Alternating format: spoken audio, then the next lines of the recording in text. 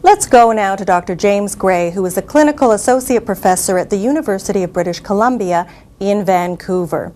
Dr. Gray, before we begin to discuss IBS, can you describe for us how the bowel functions and what happens when it doesn't function normally?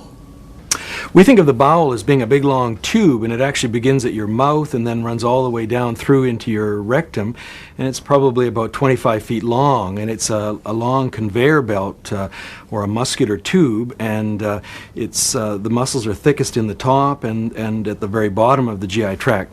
And the normal rhythm of the bowel is a nice smooth pumping rhythm where everything moves steadily along.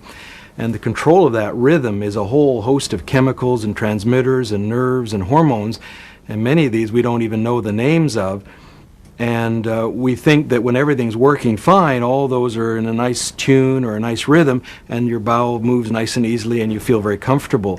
Like anything that's finely balanced, it gets out of balance, and when it gets out of balance, the rhythm changes, and sometimes the rhythm will be too fast and it moves very quickly, and that tends to show up as a lot of diarrhea.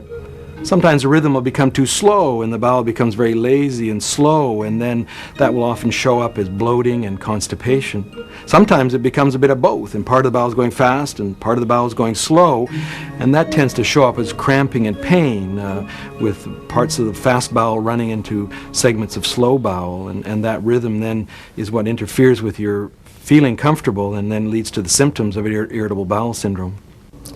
Well, it makes sense why IBS can be so painful. Dr. Gray, can you tell us what causes it in the first place? The cause of IBS is not at all known. The current feeling is that it has to do with an imbalance in the motility and transmitters that control the motility in your GI tract, but exactly what the mechanism is not entirely clear.